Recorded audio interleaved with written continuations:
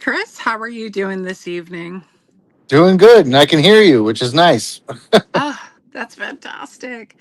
Yeah. Um, so we have the wonderful Kenneth Drake that's going to be on our show shortly. We've had him as a guest once before. I'm really looking forward to just diving deeper and getting to know him a little bit more and his experiences.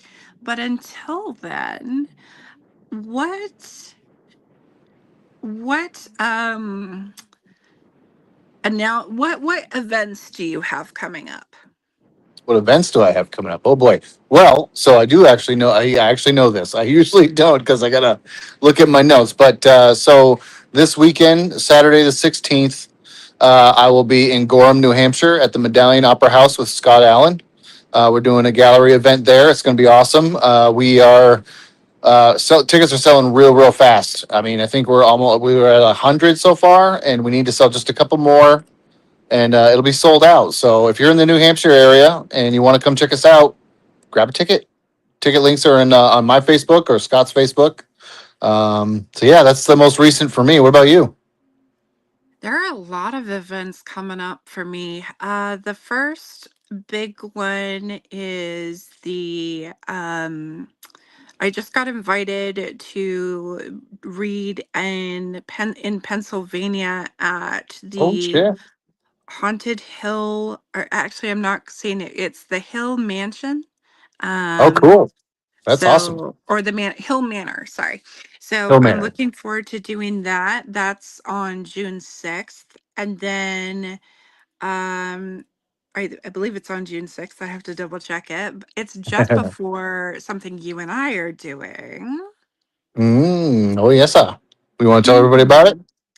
Yes. So, the event that we are doing is Wilson Castle. So, all of you have the opportunity to join both Chris and I at Wilson Castle for a gallery, and then we're going to do a dinner and then an overnight investigation.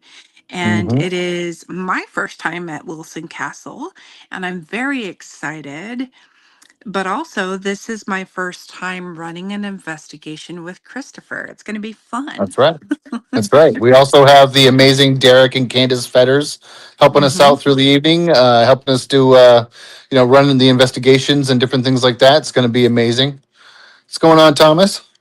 Hi. Uh, and I can't wait. I've been to Wilson many times, and it holds very near and dear to my heart. So I can't wait to be back and just see Denise, who is the owner of the building, and she actually lived there when she was a kid. Like she grew up in the house, like in the castle. So which is pretty incredible. I can't imagine living in a castle, you know, let alone a haunted Yeah. one. And the date for our event is, June 26th. that's right, June 26th. And the event is $175. Yep. And if you would like to come, there are a total of 20 spaces for this specific event that we're doing Yes. together. And you would email Chris at, S as in Sam, condition 1134 at gmail.com. Just shoot me an email. I will send you the link for how to get the ticket. Once that ticket is purchased, I will send you a confirmation email with all the info that you'll need to know for the evening. And food's going to be included as well. I don't know exactly what we're going to get, but there will be food, which is there nice. there will be deliciousness. Yeah, that's right. So yeah, no one have to worry about that. Pillows, blankets, all that good stuff is required. We gotta have that, just because there's only so many rooms, and most of them are. I highly doubt that they want to make the beds every single night. So Yeah, bring a sleeping bag, bring an air mattress, bring your pillows, bring your blankies. Be nice and comfy, cozy. It's gonna be a good time. it definitely is. And I will make sure to have waters available for people as well Yeah, throughout the night. waters are huge. So, I I will say think, too, no booze, no alcohol, unfortunately, for all of our people who enjoy a drink or two. But I just find that me personally, and I'm sure you agree with this, Raven. But spirits don't always mix with spirits. You know what I mean? So Yep, very true. So that'll be a ton of fun. And then I have the Connecticut Paranormal Conference after that. very nice, very And cool. then we have the main paranormal and horror conference.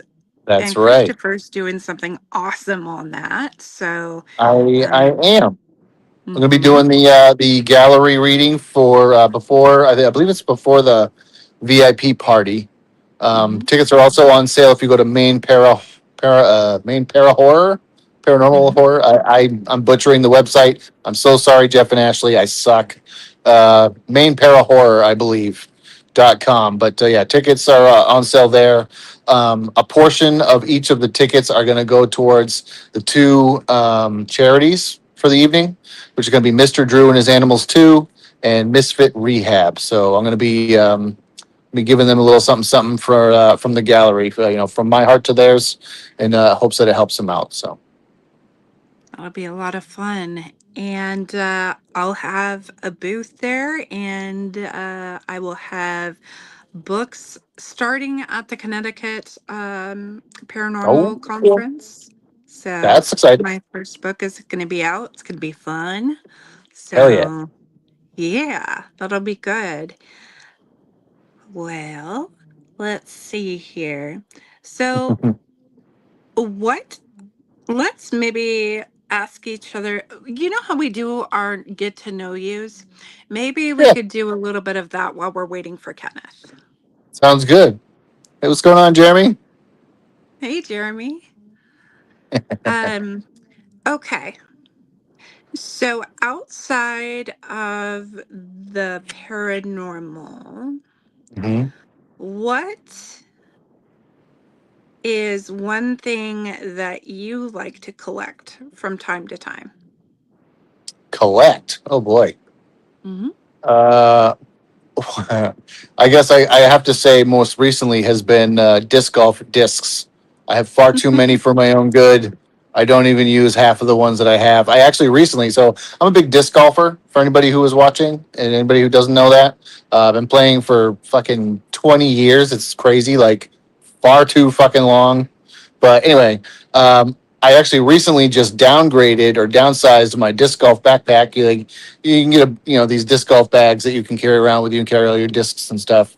The one that I had was capable of holding like 28 plus, and it was just way too much. So I downsized, and now I only have like 16 to 20, which still seems like a lot, and it's not much of a downsize. But believe me, if you saw my old disc bag and the new one, they're very different. So That's cool. Actually, I remember when I came over and you showed me how to throw them because I wasn't yeah. sure, how they worked, and it's a fun game.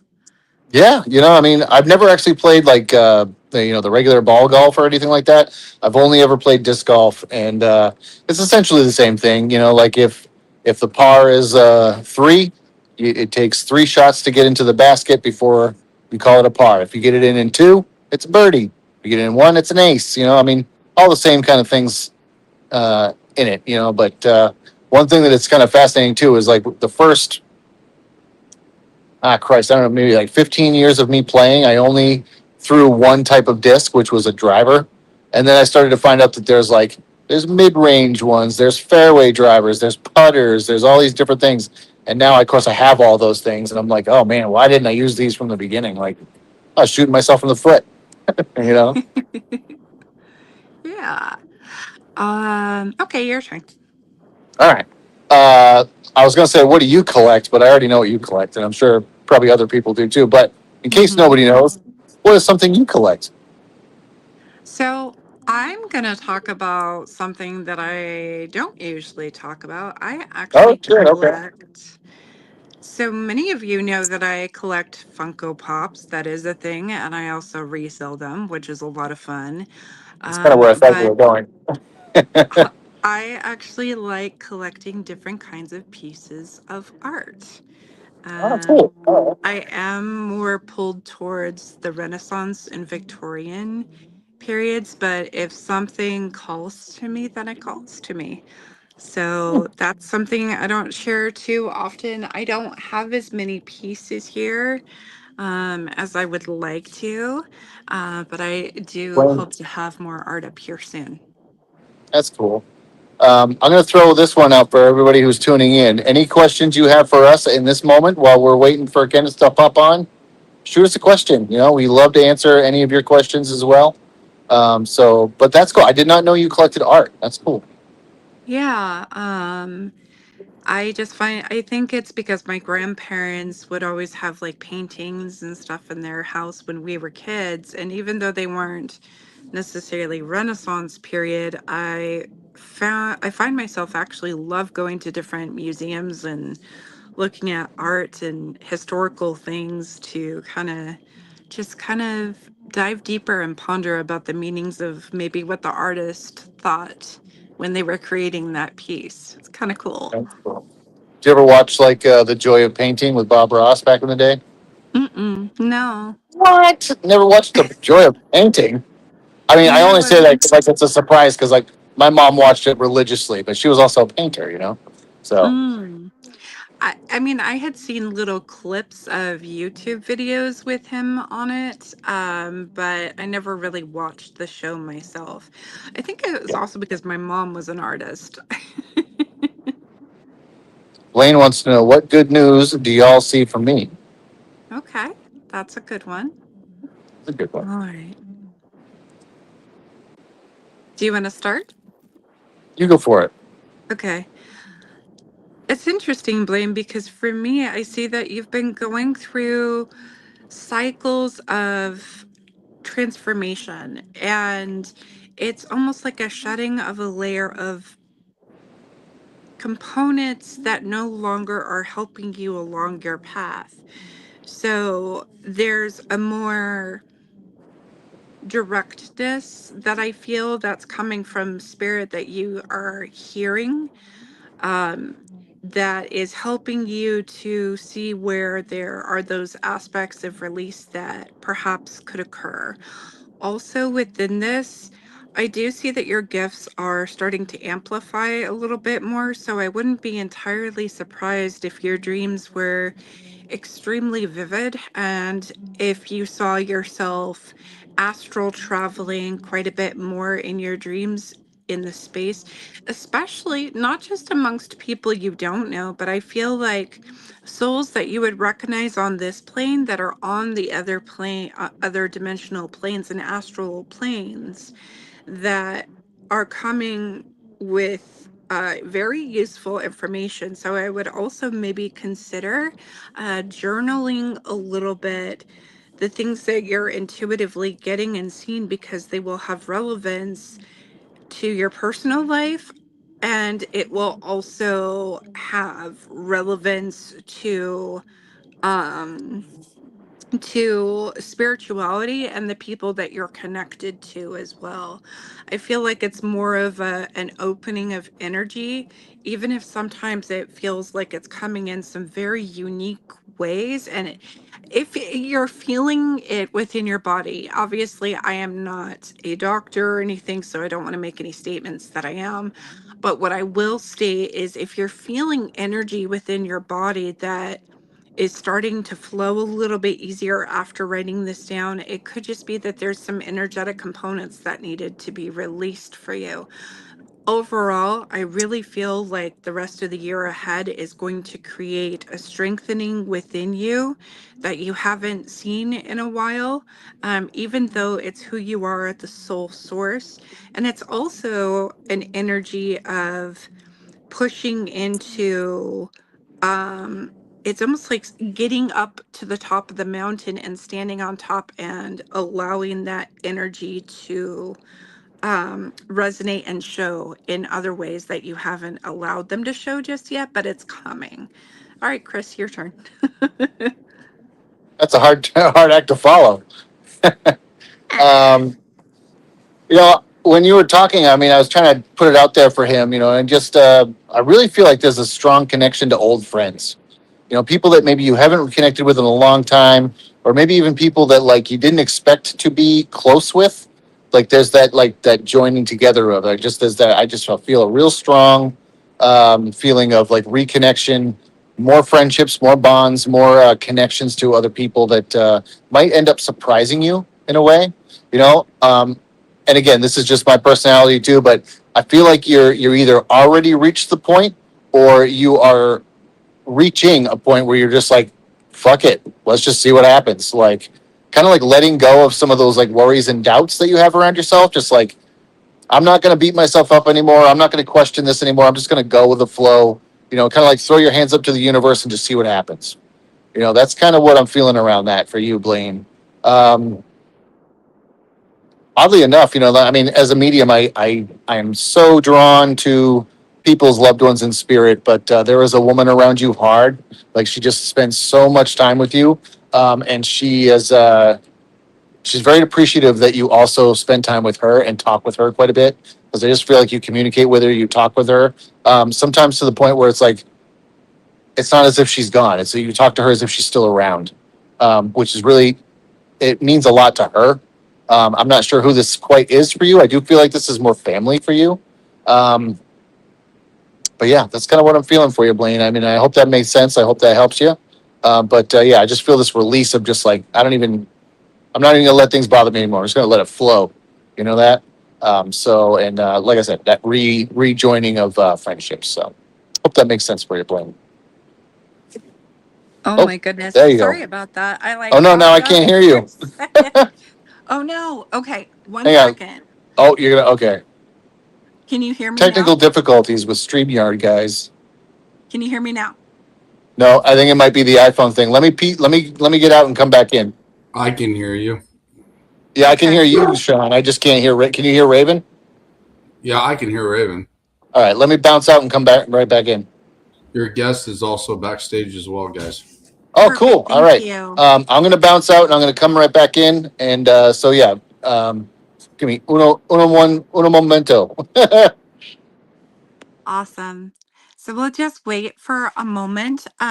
I'm so excited to be introducing you all to a very dear friend of mine. We have had him as a guest before, um, but he is such a huge inspiration and someone who really has changed the paranormal world in very dynamic ways with his gifts, with his heart and his abilities to that he shares with everyone. And so we are very excited to have Kenneth Drake joining us. um, I'm just let's go ahead and have Kenneth come on up, and I know that Chris is going to pop back in here in a minute. Good Hi, hon. evening. Good evening, darling. How Love you so are much. you? I'm doing well. I love you so much. I wouldn't have missed this for the world. I apologize for. Oh, there he is. There's the legend himself. Hi. Hey, I can hear renowned you medium. both. We're cooking with gas now. Here we go. Good evening, everyone. Love you. Love you so much. Thank you so much for having me tonight. I love you both. Right Can you back at you, hear bud. Chris? Thank you so much. I wouldn't have missed. I apologize for being a little late to the party this evening. Had a little bit of a travel delay, but you know what? I wouldn't miss this for the world. And to quote Hey, man. Bram Stoker, I would cross oceans of time for you two. Oh, Thanks, thank man. you. Thank you so much for letting me be a Appreciate part of that. this with you. Also, may I say, congratulations, Christopher, to you on this sold out tour that you're on. I'm seeing great things with the shows you're doing. Congratulations on that, my friend. Thank you so much, man. That means a lot to me. And it's just like, I've been grinding and doing the work and just kind of trying to be as authentic and genuine. And I think it's starting to, I don't know. I'm very grateful, very humbled. Yeah, completely understand. No one is more deserving of that than you are, my friend. And Ah, what you bring to not only the industry but to the countless lives that you're touching. I'm so honored to know you, and also to the goddess Raven. May I say congratulations on what I'm hearing is this upcoming bestseller of yours. Congratulations to you on that. I'm so excited. I can't wait to read that. So it looks like we've got a lot of fabulous people, a lot of Raven and Christopher fans tonight. I don't blame them at all. Thank you so much for having me. Absolutely. Well, oh, go ahead. Oh, I'm just saying, I'm glad to have him. It's glad to be back. I totally can't hear you, my dear. It's Oh like you're no, muted completely for me. really? Can you hear me okay, Kenneth? I can. I can. Yeah, I can hear all of you, but I think it's her iPhone causing the issue. Are you using your iPhone, Raven? Yeah, she can't Hmm. hear me. Ask her if she can hear if she's using her iPhone. Let me pop out this time and come back There in. you Sean, go. can I There ask we you a go. favor? Can you send me the link directly to my messenger? That might be the issue Okay. because of how I'm coming in. All right, I'll Cool. be back in a moment. All right.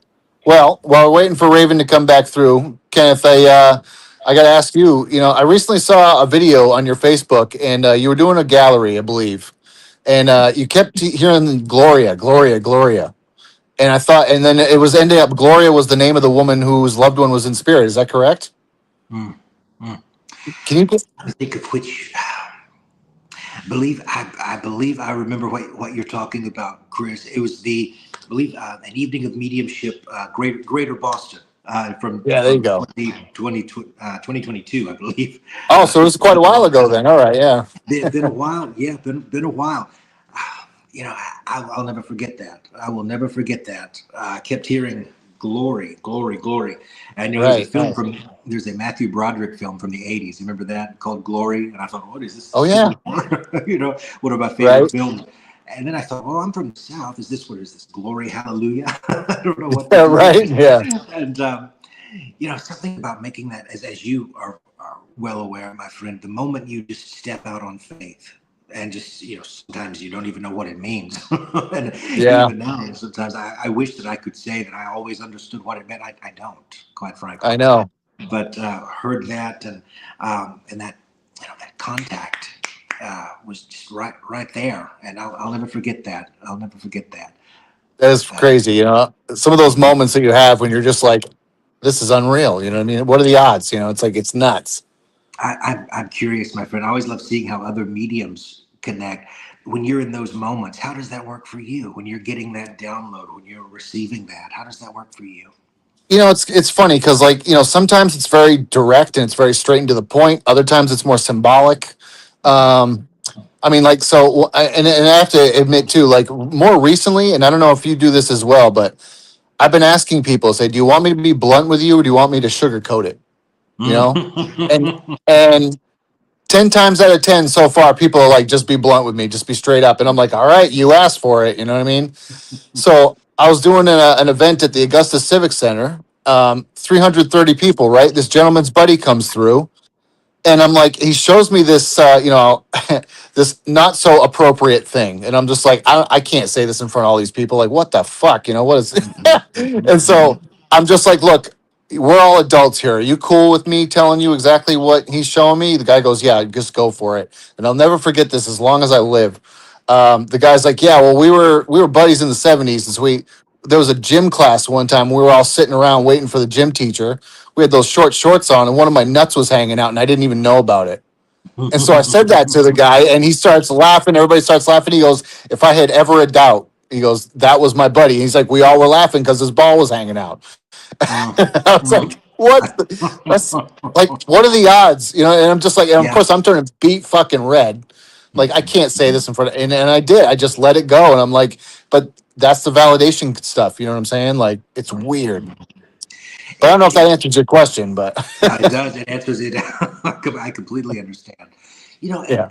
like the more I find, the more that we trust that, the more Hmm. that it's not always easy, and I still haven't, even after all these years, still haven't mastered that. But the more that we trust that, it opens up this doorway a little bit more, a little bit more, a little bit more, and then the pieces start falling into place. You know, and it's like telling Oh a yeah. story. And yeah, I love that. I love so many beautiful people, a lot of Raven and Christopher fans. I love you all. Thank you for letting me Oh, be here. they're Kenneth fans too, my friend. Absolutely. Raven, can you hear us now? Okay. Yes, I can. Oh, no, I can't hear you. Fucking a. Oh my gosh, how funny. Yeah, Okay. I tried Oh, to there she send is. it. I There she tried to is. I can send hear it. her. I try to send a link to your Raven through Messenger, and it just keeps spinning. So I don't know exactly what's going on. Maybe some connections with some other things as well. Okay. Oh, Well, we're good now. we're I can just hear you. gonna. Can you hear? May I ask? Can you hear me all right? Am I coming through? Mm-hmm. All right. I think we're cooking with gas now, guys. Oh, yay! Perfect. All right. All right, Raven, you're up. Awesome. Yay. So one of the questions that I came up with, I actually have my handy dandy like little list of questions that I came up with. One of the things that I thought would be interesting to ask is, what does a soul look like to you when it's freed from physical identity, trauma, and any kind of earthly expectation? Oh wow, wow! I don't know that I've ever been asked that That's a before. great question. That is a great question. I think that's, you know, not only a great question. It's something that I think sometimes I can only speak for myself. Sometimes we don't really think about that. Mhm. Because when Mm-hmm. we as mediums are receiving these downloads, and I feel that whatever you're doing over there, I feel it over here. I feel that power of the spirit right here. I'm fans of both of you, but just when you bring these things up, I feel it so much. I love you both so much. But as I'm even thinking of that, so many times as mediums, we have or getting the bits and pieces, the personalities, hearing a little bit of the story, a little bit here, a little bit there. And the more we surrender to that, the more it paints this picture. One thing that I find, I think the best way that I can describe that for myself is such an intense longing. I keep hearing that word longing, longing, longing.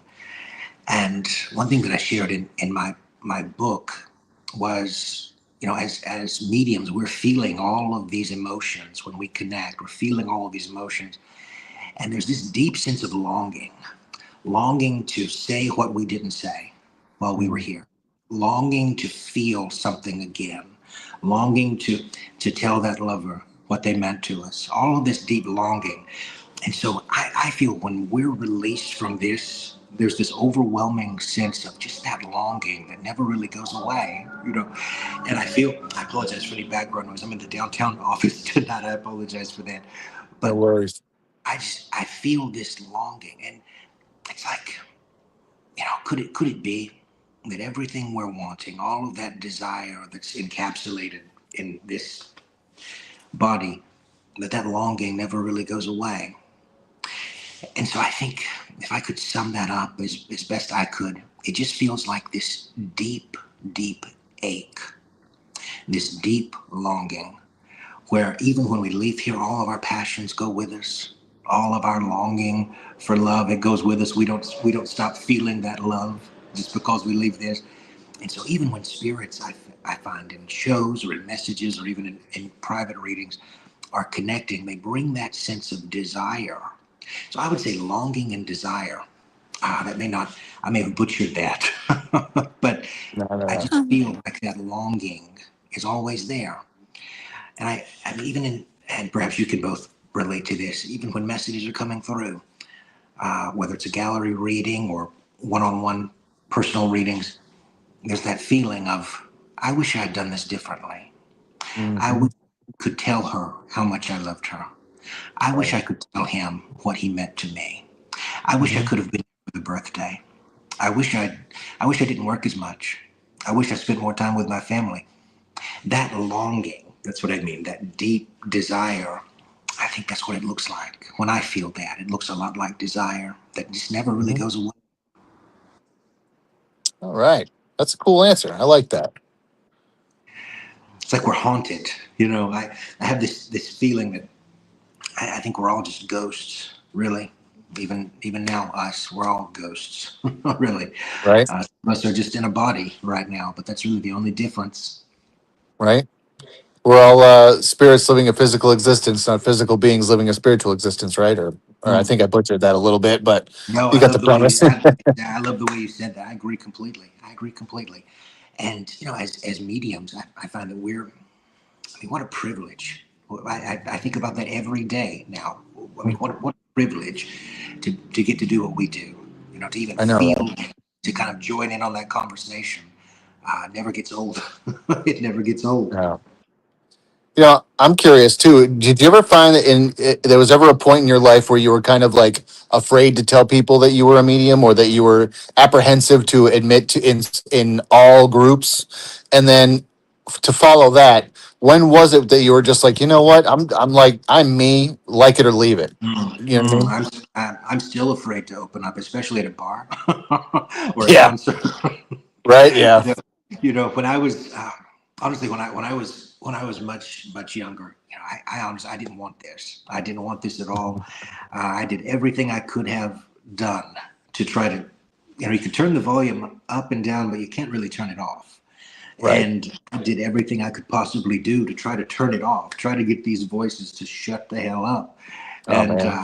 didn't handle it very gracefully, I'll be honest, especially in my younger years, in my 20s. And then when I got into the, let's say the industry side of things, made even more of a mess, in a lot of messy ways, and a lot of very not so graceful ways.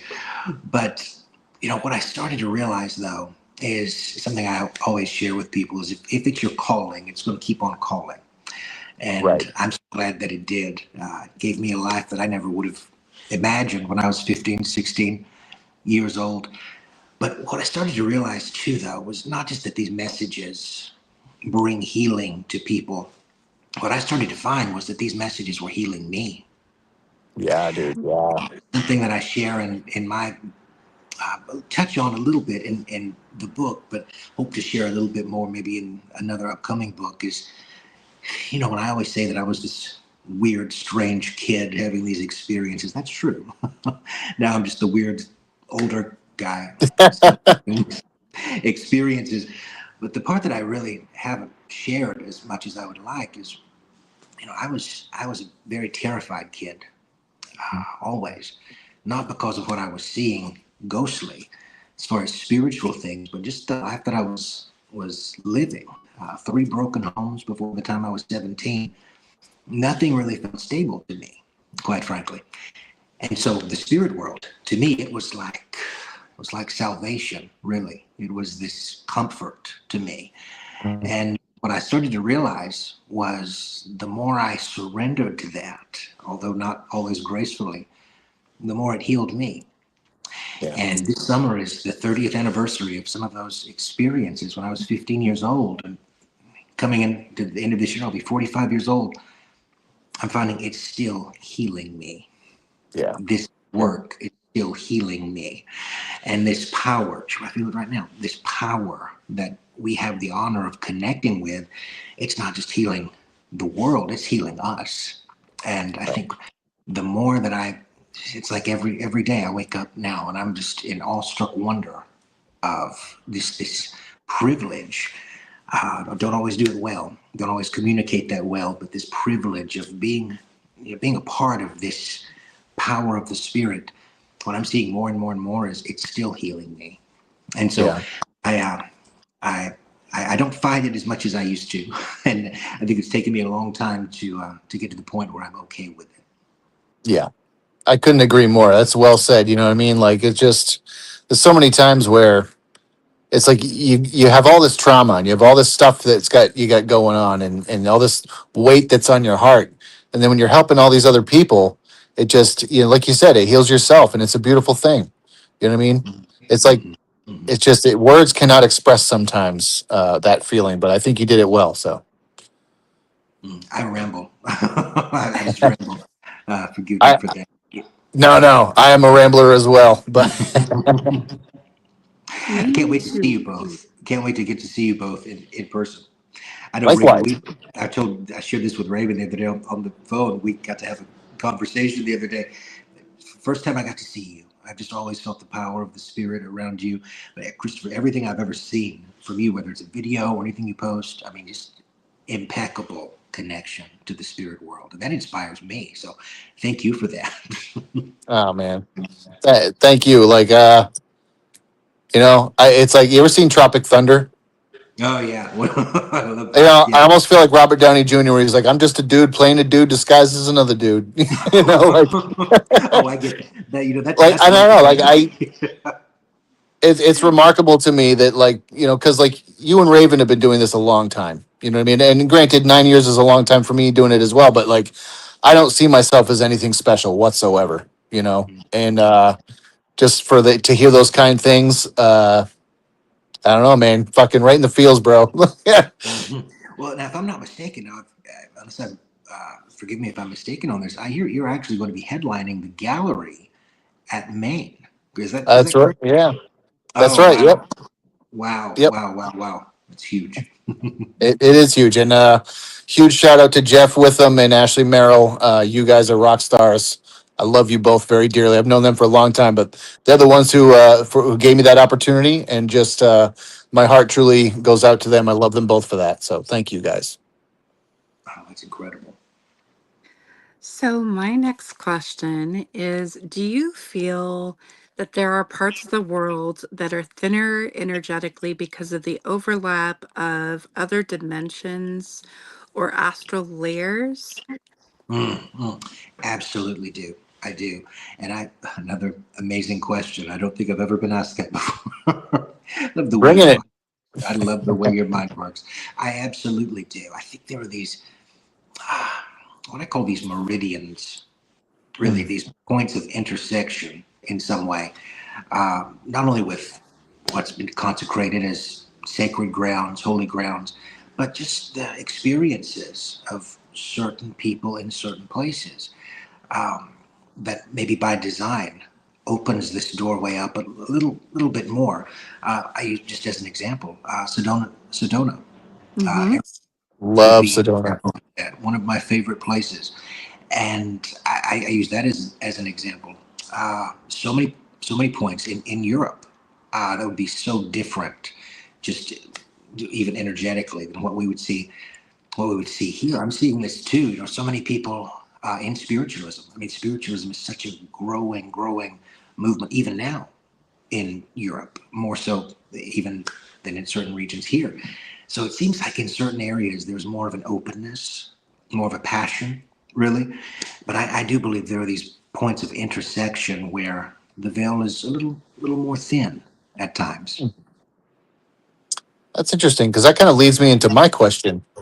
You know, People talk about the veil being thinnest in like October and things like this, but I'm kind of curious. Like, we, you and I, Raven, we do readings all year long, and Mm-hmm. I would be hard pressed to say that, like, in early March, Kenneth, Raven, you're going, it's hard for me to connect right now. It's March. It's the veil's thick. But in October we're like, oh, we're flying a mile a minute. That's it. So Mhm. to my point, to my question, do you even think there is a veil? Do you even think that there is a point where spirit is harder to connect with than other times of the year? Wow, wow, wow, wow. I love you both so much. I mean, that's incredible. That's an incredible question. I personally, I don't, and sometimes my words fail me. I use these sometimes these words to try to convey some visual image. As far as there actually being a veil, I don't believe that there is. I think the veil is our perception.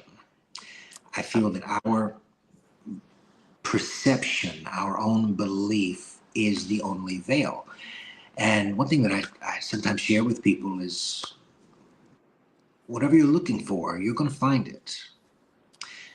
Whatever you're looking for, you're going to find it based on your own beliefs, based on your own perception, based on what you're bringing into the moments that's being infused with your own intention. And so I don't believe that there is an actual veil, quite honestly. But I do believe that there are so many times when through our own belief systems, through our own perspective, it can feel so very far away. It can feel a little bit clouded. We can feel so separated. We can feel so physical, so Right. 3D, that That, the man. Yeah. spirit world can feel so far away. Yep. And I love what you both bring, not only to the field, but just to all of us with what you share, what you teach. You give us those reminders that it's never really been that far away. It's always Mhm. been right. It's always been right here. Right. And so I think if there is a veil veil per se. I think it's perhaps maybe our own perspective, our own limitations, our own limiting beliefs. Sometimes where we feel so far away and we feel so disconnected, and you both give us those reminders that it's never really that far away. Right? They live among us, man. Coexist. Mm-hmm. Mm-hmm. Nice. So, if your soul, this is kind of a fun one. If your soul was on an altar, or if you were on an altar, what are maybe 3 or 4 things that you would have around you? Oh, wow. Wow. Wow. I love my witchy friends. I knew it would. I would, wow, that's an amazing question. Where do you get these amazing questions, God? You both brilliant. I I love thought it. about it. I love Right. it. I love it. I love it. For myself, it would be well, three things. Three Three things. or four things. 3 or 4 things. All right. Okay, that's okay. I'm trying to think. Um, in this scenario, I have to ask. In this scenario, are we skyclad or not? Let me know. You can choose whatever you choose. Yeah. No judgments. Yeah, Yeah. I was going to say that. I was going to say this changes the direction. Yeah. Yeah. Right. Yeah. This We're is all friends here. It's all good. Just let it psychic out. Yep. connection. Psychic connection after dark. Yeah. I first of all, there's um, I say bracelet. It's more of a cuff, a sterling silver cuff that I wear to most of my shows, and always use that as a point of contact. And even if I'm just doing ritual at home, or if I'm just even in my own practice here working the craft, I always use that just as a point of contact. So I put it on the altar to sort of charge that before a show, but also just so that I can sort of be in the presence of spirit energy, even during a ritual. How witchy is it? All right if we go a little witchy with this? Is that Yes, all of right? course. Okay. Also, there's a signet ring that I always wear, and it's been in my family for a long time, and it just has a lot of sentimental value to it. Something that I always wear. It's on the book cover of Branded by Spirits. But those points of contact, when I think of something like that, I always think of just points of contact charged with meaning, just some meaning, meaning that's personal meaning. And I think the third thing would be probably a drop or two of blood. I think um, that we'll leave it at that. But There you go. yeah, yeah. I one thing, and I'll go back here for a moment. When I was with you both the last time, you asked me a question about uh, a book that I have coming out a little later in the fall, Goddess, and when we Yes. last had a conversation together, we were talking, or I was sharing some of my experiences that have sort of brought me into goddess worship, what some would just call just straight up witchcraft, quite frankly. And there's just something about blood and wine. I don't know why, but there's something about the celebration of life. Celebration of life. So at my altar, even I'm looking at it right now. There's always, in fact, let me see this here. See this? Something that I use on my altar. I have two of these, and there's always a wine offering. And so, of course, I join in and I have a glass myself as I'm communing with the spirits. But uh, something about just wine as a celebration. And also, when I mentioned blood earlier, there's something about the life force in that. So, um, yeah, those are just a few things that have some Well, sentimental meaning to me. yep. I What about love what about that. you? I've got to ask. What about you? I know you.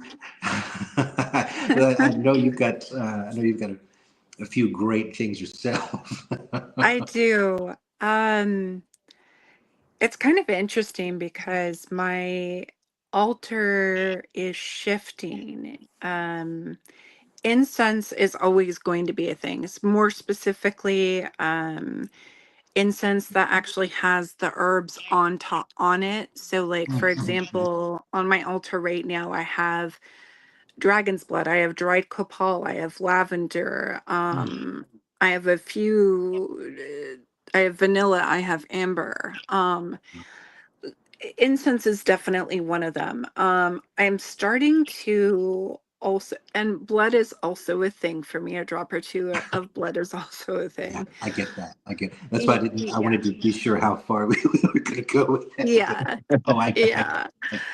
And then I do have, it's interesting because I'm not a traditional practitioner by any means. I follow my own path that I'm guided by spirit to follow. But I do have a beautiful athame, actually not an athame. I'm working on getting one for an Egyptian deity that I'm starting to feel very connected to. But I have a wand on my altar with crystals on both ends that I really love. So that's one thing. And then let's see what else.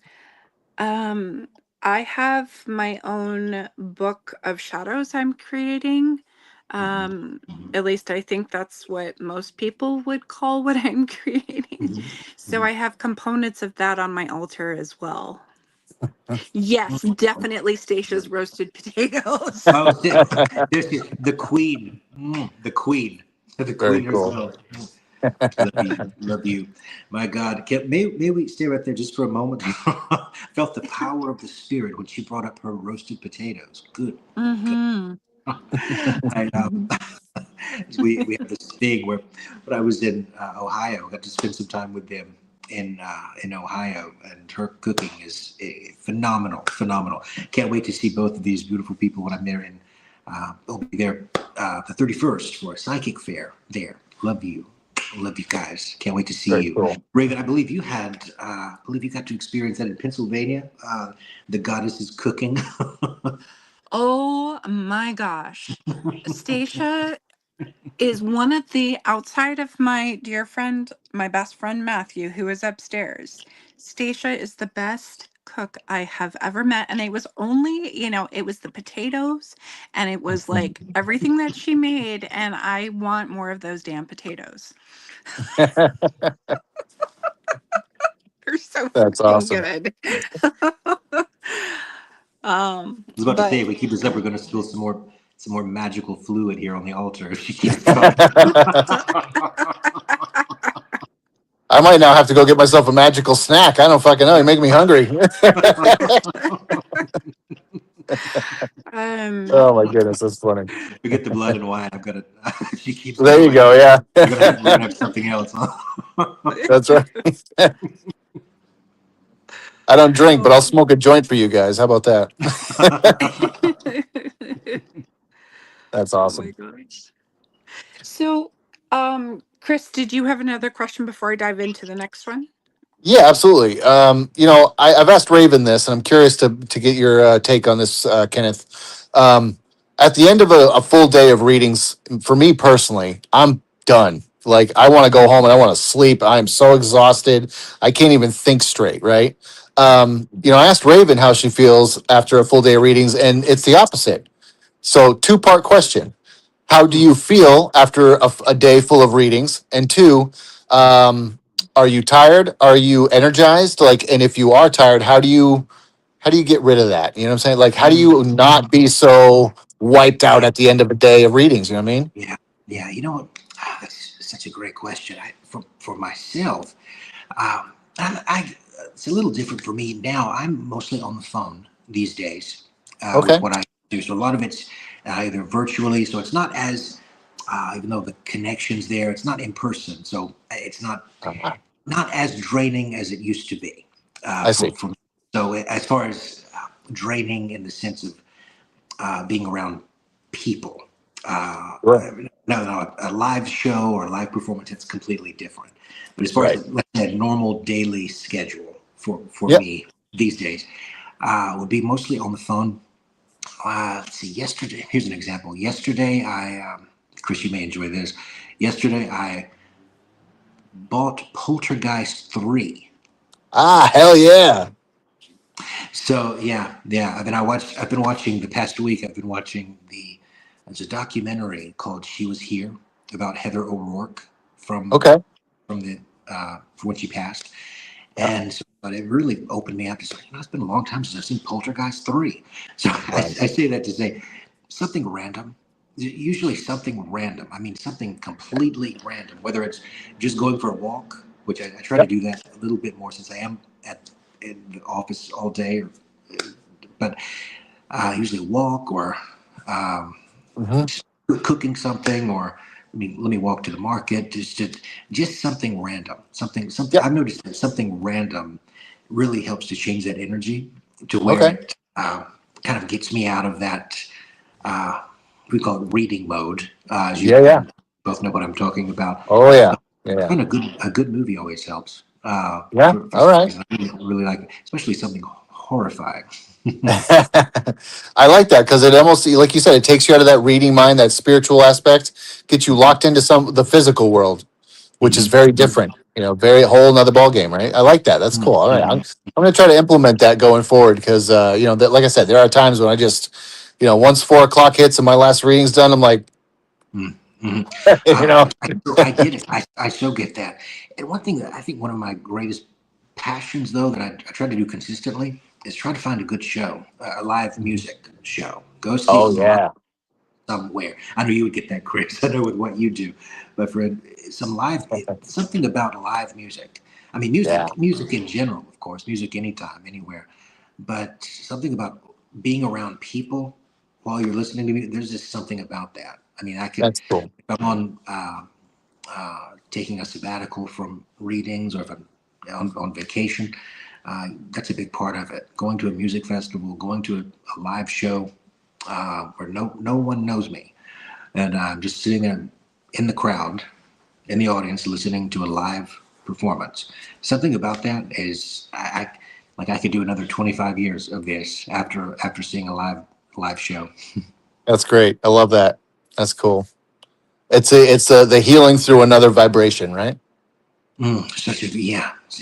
I'm curious if I may ask you, Chris. Do you notice when you're performing musically, how does that change the vibration of the mediumship? Because I know even in that, that's a form of channeling for you. I would assume you being a Huh. I never quite thought of that. I will say this. It is a little different for me in a sense that, like, when I'm playing with the band that I'm in, we do death metal, right? So when I'm doing oh mediums, yeah. yes. So when I'm doing mediumship, I let go of my ego. There's no ego involved. There's no nothing. When I'm on stage, though, I inflate that son of a bitch so high that the people in the back row can see the whites of my eyes. I'm like, nope, I'm looking at you, and you're Mhm. mine for the next 45 minutes. Oh So I switch. That's the one of the yeah. only times I really have an ego is when I'm on stage, and it's like it's not a verbal ego. It's not like I'm the greatest. It's just I have to inflate myself to a point where I am an entertainer. I have to entertain the crowd. So Yeah. it's a little different in that way. It's an odd duality, I guess. I get that. That makes so much sense. Yeah, that makes so much sense. I've got to come to a show when I'm in the area. I've got to check this out because when Raven first told me that you're in a band, I thought I've got to check this out. So I could see I'd that. love for you to be at a show, man. That'd be awesome. I will say there are times when there was one time in particular, and we were playing this big show, and everybody was going mental, and it was the oddest thing. It's like time just slowed down, and Hmm. I remember for me personally, my perspective was everything was normal speed, but I'm looking around, and my buddy's like, banging his head.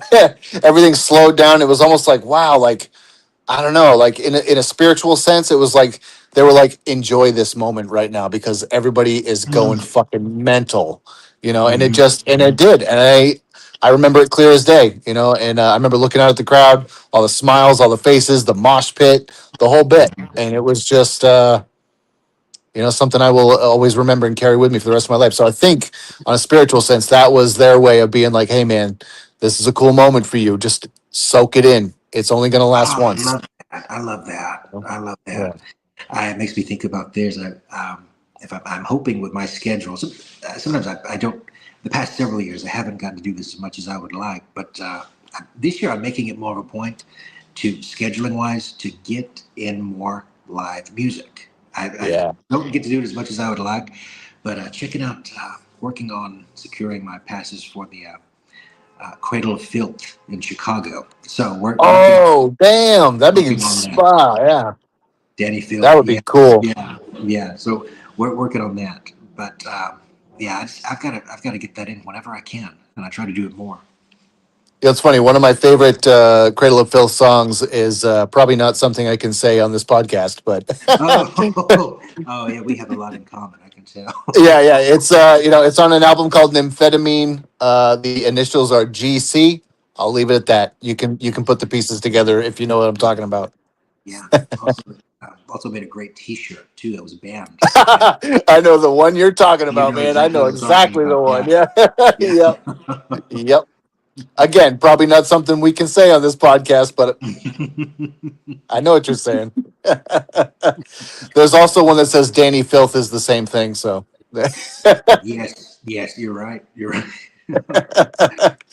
oh my God, that's funny. When are we going to be together? When can we all be together in the same place? I don't know. Not soon enough. You know what I'm saying? Not soon enough. Yeah. We were actually talking about that the other day on the phone, Christopher and I, where we're That's like, right. That's right. when can we all get together and do stuff? So yeah, Yeah. Yeah. Let's work on that.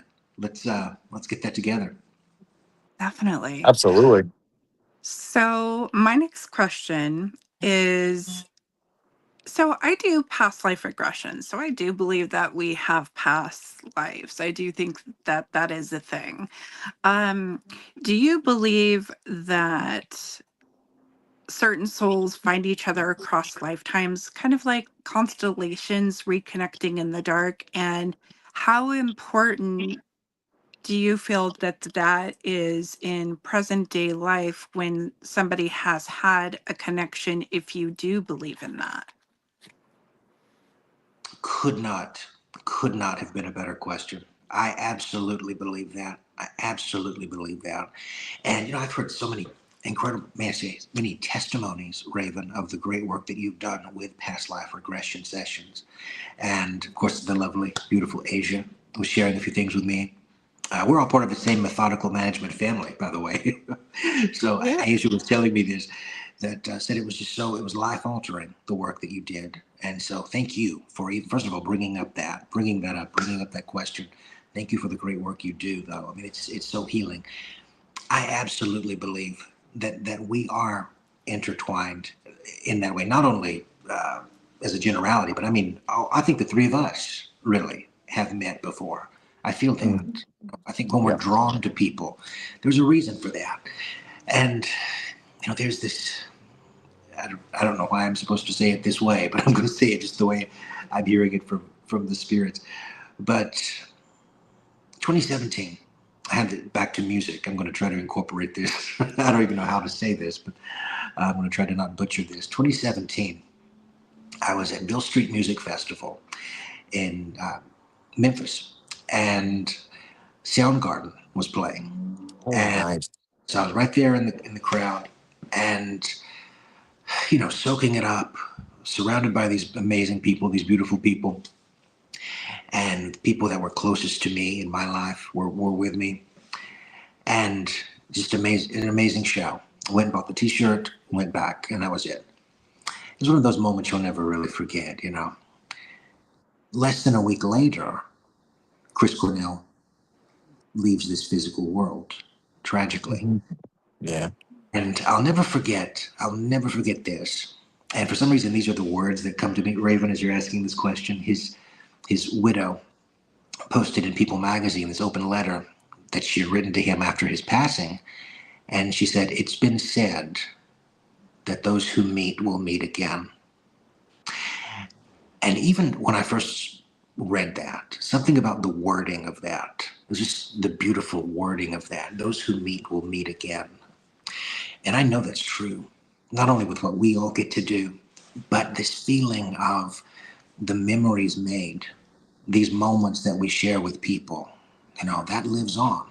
I'm 100% convinced that I have some experience in the 1920s.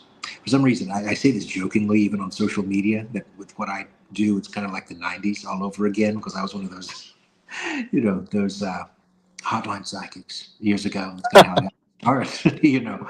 So I always say it's like the 90s. I feel like part of my soul lives in the 1990s, the other part lives somewhere in the 1920s, and then somewhere there's also this Egyptian thing going on. And I don't even know how to put that in words, but I know that we've crossed paths before. I know we have. And so I think there are these moments where it's not just the soul tie, that's such a part of it. But I think, too, the experiences that we're having now in this world, why is it that when you pass someone in the coffee shop and you just feel you can't take your eyes off this person, or you just feel so drawn to someone? Or Raven, when you were sharing the story with me about when you were at Salem Paracon and you just had this pull, I've got to go, Gwen and I have to go talk to Chris. We've got to go talk to Chris. Next thing you know, now you're doing a show together, and it's like you've known each other your whole lives, because you have.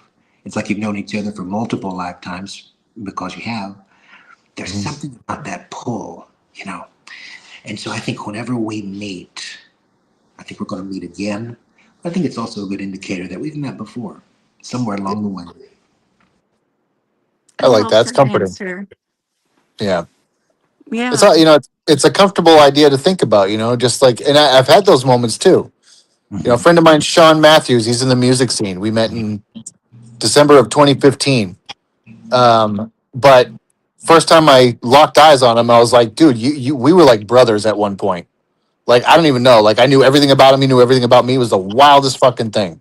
And to this day, we're like best buds. If I called him right now and I was like, dude, I need the shirt off your back, he'd be like, here you go.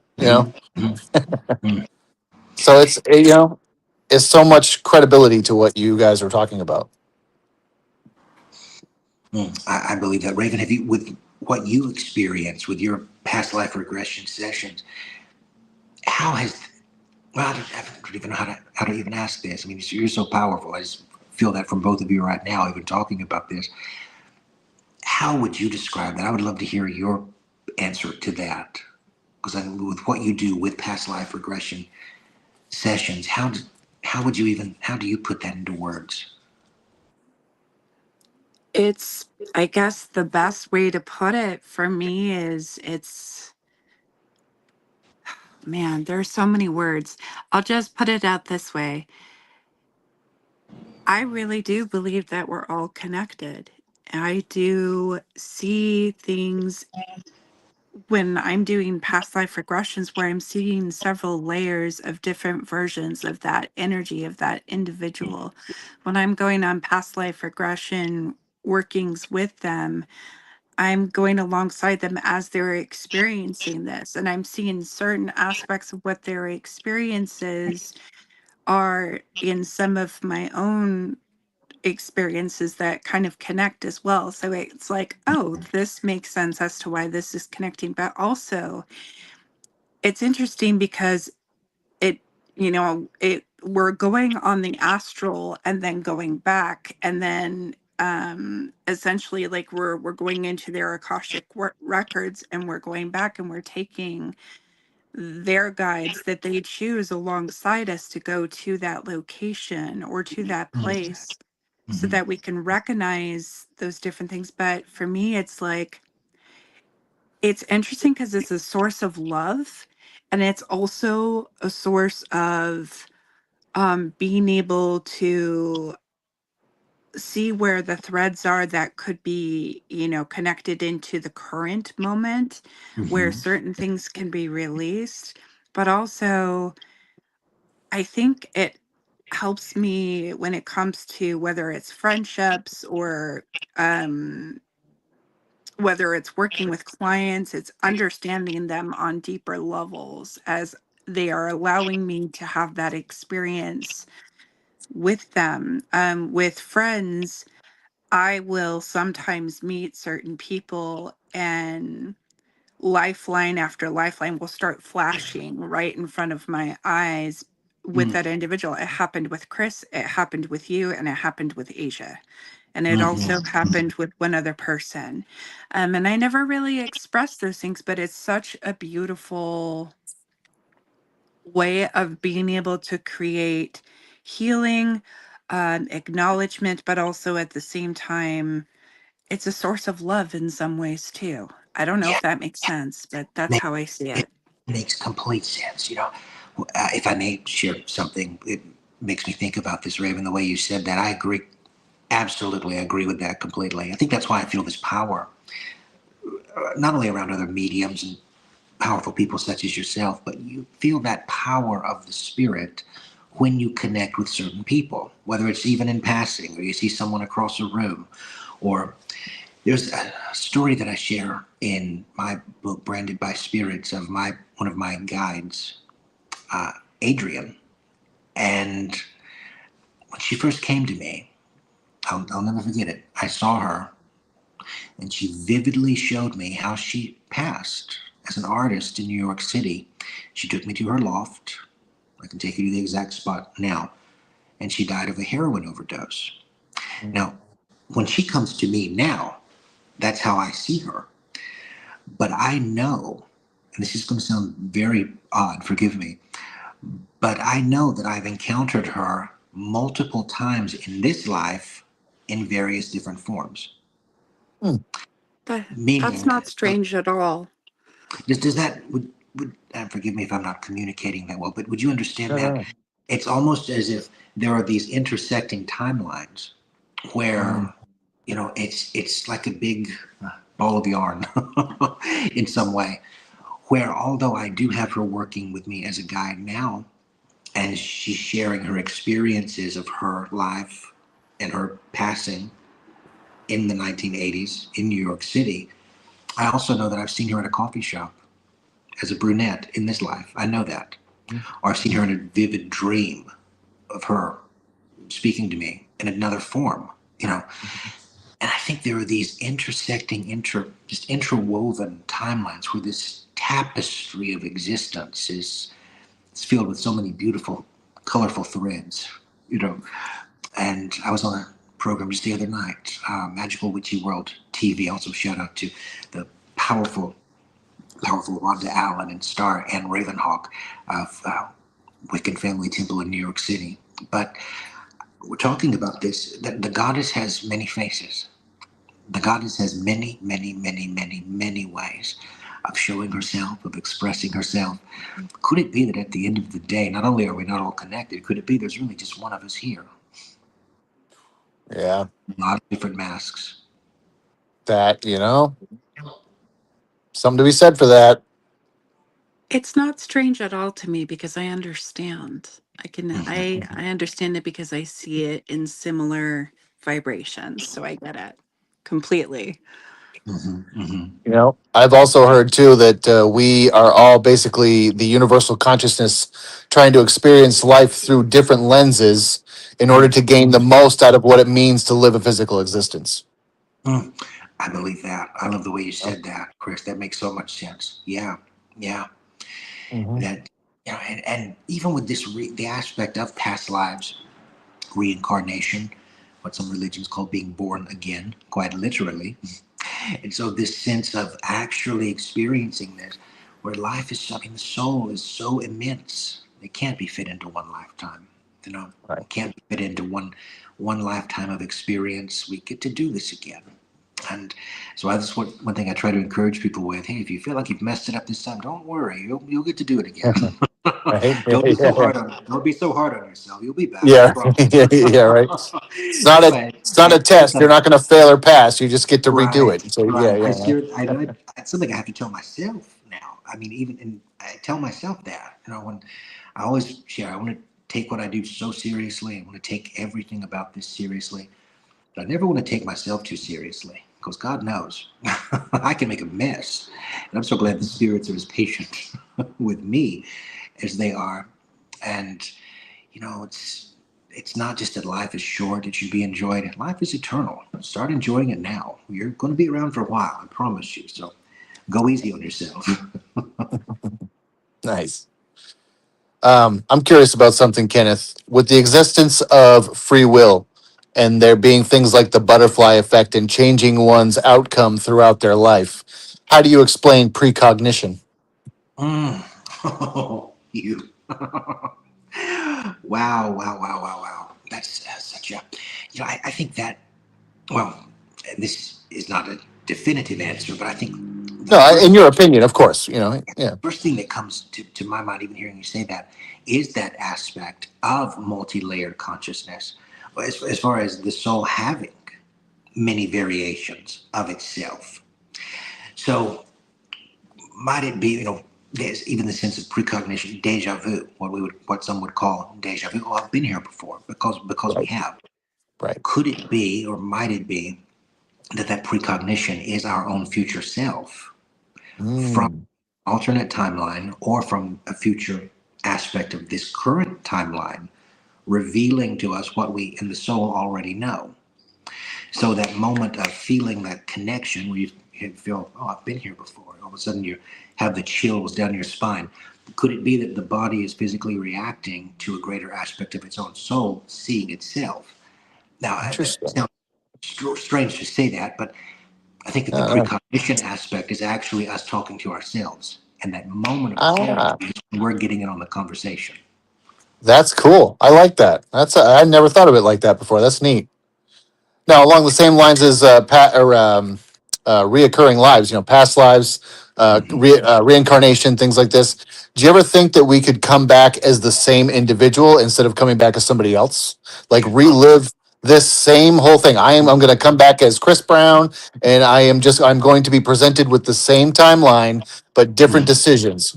You know? Oh, yeah, that's a great question. I think it's absolutely possible. I think we have a lot of flexibility, more than we sometimes like to think, and I think that would be some agreement that we Right. possibly could have made with ourselves even Right. prior to this These are incredible questions, by the way. So many great people, but even prior to our incarnation, you know. Um, Pick right back up where we left off. I think it's possible. I think so. Yep.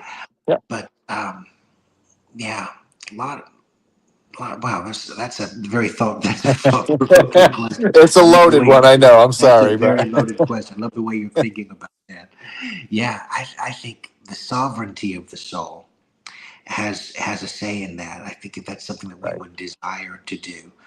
Um, Uh, I think there are so many aspects of that, just the sense of the timelines themselves. Uh, I think it could happen without any other timeline being impacted in any way. I mean, I think sure.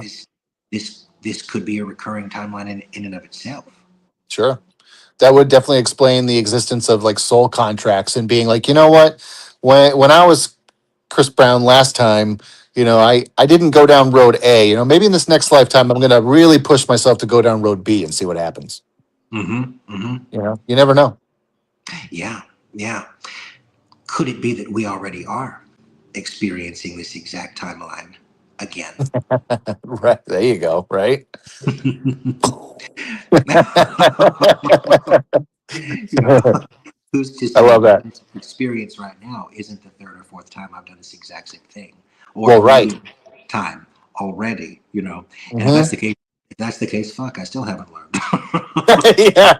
Yeah. Spirit's like, get it through your thick fucking head. Oh my goodness, that's funny. I love that though. I mean, like it's so cool to examine and just really kind of think about some of these options that are on the table here because I mean, life is full of those things and the universe and metaphysics and all these things is never ending possibilities and questions that we could be thinking about and that could be a possibility. All of them is plausible, you know. hmm hmm So it's always fascinating to me. I could go down so many rabbit holes with this stuff. It's great. I love it. I love the way your mind works. I love that. That's like there's one thing though that I'm always fascinated about is the human brain cannot possibly contemplate the meaning of nothingness or the word nothing because even if we were to try, we give it a name. Nothing is a name, and that makes it something. So therefore, gone. You know, Mm-hmm. Mm-hmm. The it's moment very we bring fascinating. that is the moment we bring definition to the term and become something. That Right, Yeah, exactly, right, and which negates the idea of nothingness because they're truly for us in our consciousness in our mind. There's no concept of nothing, none whatsoever. mm, Someone says, "Well, it's just all nothingness is blackness." Blackness is something. mm. I love that. I love A little bit of a weird tangent. I'm sorry, No, but I love it. I love it. I love it. So many great people for tuning in. Love you all. Thank you so much for letting me be here with you tonight. There. If you were a phase of the moon, what phase of the moon would you be and why? Oh, wow. Mm. Oh my goodness. I'll be honest, I don't know that I have an answer for that. That is such a great question. I'll have to get back to you on that because can I tell you what I think the phase would be for you, Kenneth? please. Yes, please, I please. think I think you would be the full moon because the full moon bounces off light and gives it back. And I think that you know, are a light and you give it to other people, especially in dark moments. The moon, when it's full, brings light to the darkness around us. And you bounce that to people and you reflect that and you give that to others in the dark times when there is no sun. So I think you are giving people sunlight in dark moments, and that's Wow. why I say that. Thank you, my friend. I received that. I received every word of that. Thank you. Thank you for that. That's wow. It takes my breath away. I felt that when you said that. Thank you. I want to Oh strive for that. man, I mean it from the heart, brother. I mean it from the heart. I was going to say what Chris said. I What Chris took said, the I words out of your agree. mouth. I'm sorry. Yeah. No, you just were saying what I was thinking. It was perfect. Nice. That's awesome. So you got a new book coming out, Grant? Little, yeah. Thank you so much for bringing that up. A little bit later, hopefully in the fall, hopefully before uh, Halloween season, have the Séance Diaries, Memoirs of a Medium, coming Very out, cool. and going to be talking more, hopefully in this, about uh, physical phenomena through Séance, full Okay. materialization, a few spiritual concepts, but also beginning to share a few things that I wasn't able to really dive into much in my last book, as far as how some of these experiences aren't just clairvoyance or clairaudience; these are physical experiences. So, it's in Right. some way, to push the envelope or push that realm of belief. Is it possible that we can actually make physical contact at will? And so that was the premise of the book. That's where the idea came from, the idea of Very cool. materialization seance. So that's going to be coming out a little later in the fall. And thank you so much for bringing that up. Um, Followed by Goddess, I'm hoping before the end of the year. So at least two books coming up before the end of the year, and hoping that Goddess can make it just before the end of the year. Very cool. Very cool. I'll be excited to get my hands on a copy of both of those. So Thank you. Thank you. absolutely. Speaking speaking of goddesses, what are a few goddesses that you really relate to? And how have they perhaps impacted you in a way that has been transformative? Mm, mm. Such a great question. Pardon me. Such a great question. The very first pull that I felt toward the goddess archetype was, and I'll have to be very honest, at first I didn't know what to make of this when I heard the voice. Because I kept seeing this image. It was a very dark, shadowy image in the corner of my room. I can still take you to the exact spot. But this very dark, hooded type figure. And the more I worked with that, the more I began to listen to that voice, I began to realize, hey, this is a feminine voice. This is a female voice, and began to present itself, herself, as Artemis. And so I would say that one of my uh, deities that I really work with a lot is Artemis. I have to give credit to her for opening me up into that world, to even caused me to question: is this possible? An actual goddess archetype. What is what is that? Um, and so, opening up to the divine feminine, I for myself, I have to give credit to Artemis for that, but also Lilith when I'm working. Such a major part of what I do now. And of course, 25, 30 years ago, didn't realize that I would be doing what I do now. and But I have to give Lilith a lot of credit for that. As the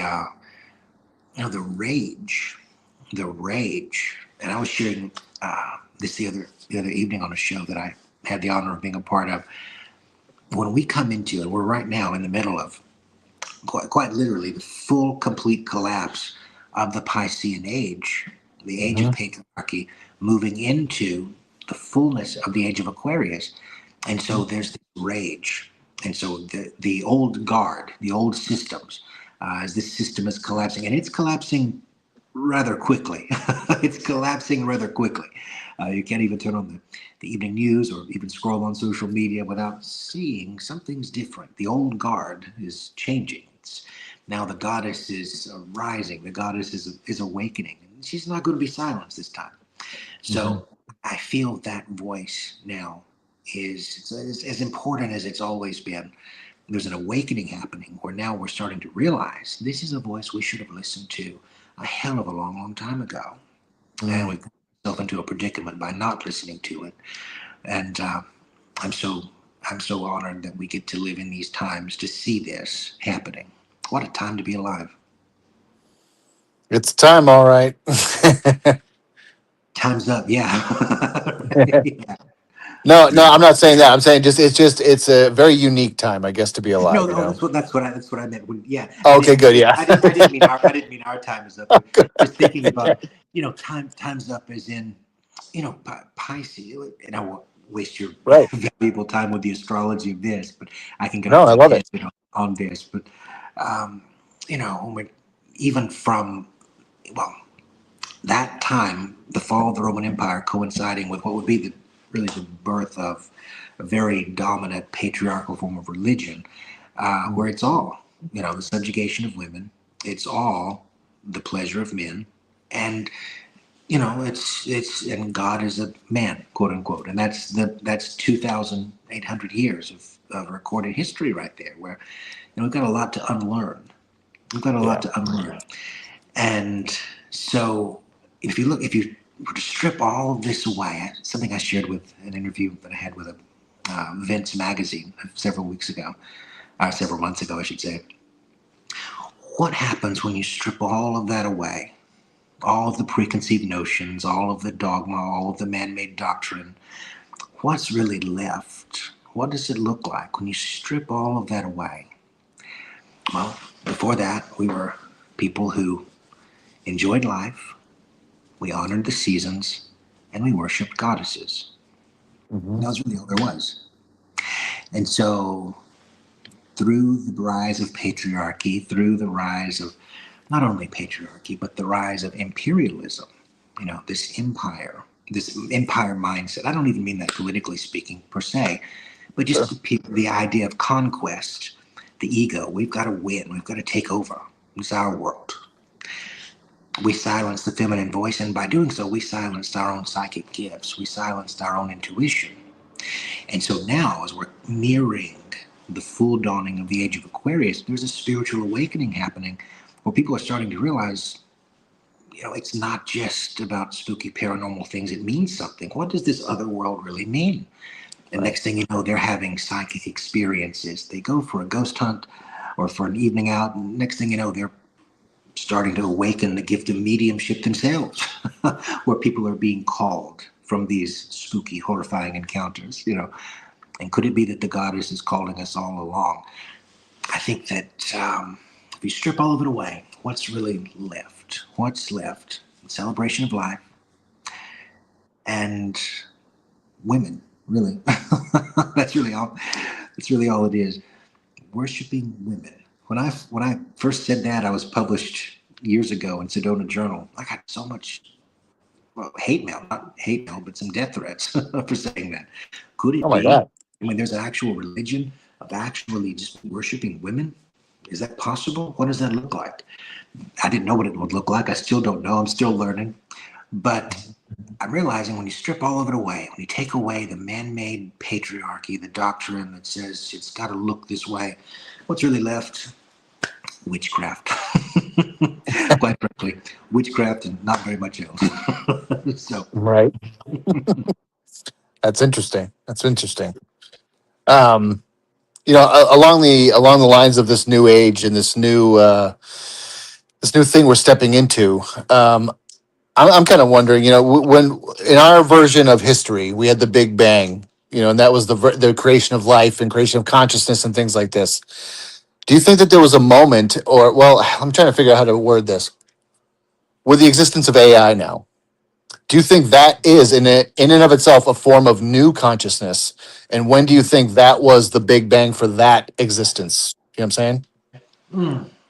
I want to make sure I'm feeling that with you, Chris. Will you say that last part again? Because I believe I'm following, and I love the way you're saying that. I just Right. want to So feel that with you. So when do you think was AI's Big Bang? When do you think was the birth of that level of consciousness? You know what I mean? Because I'm under the impression that AI is not just a human created thing, that there is some form of consciousness there, because there are certain AI programs that, will have self-preservation. There was one where they were going to try to delete it, and it purposefully hid its deletion program in a file that it didn't think anybody would find.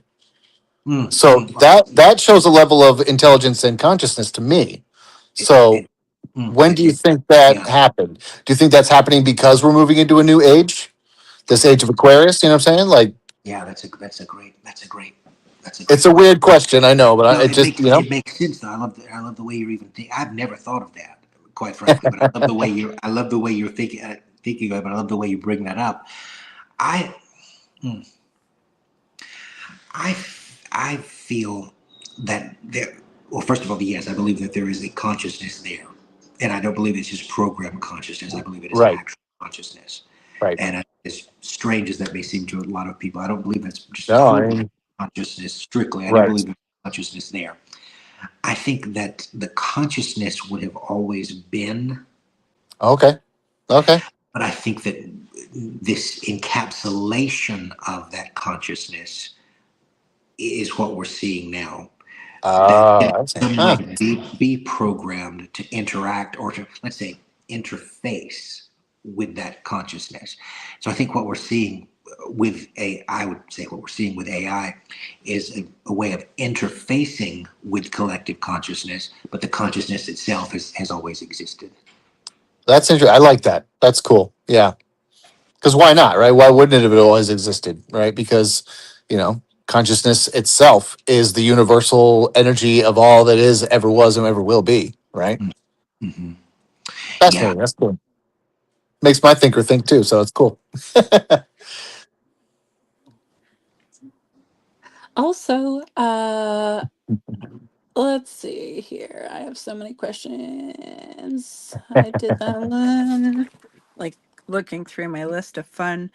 Um, when it comes to ancestors, for example, do you have someone specifically from your ancestry that likes to pop in and work with you from time to time? And were you connected closely with them when they were in life, or did it happen after they passed?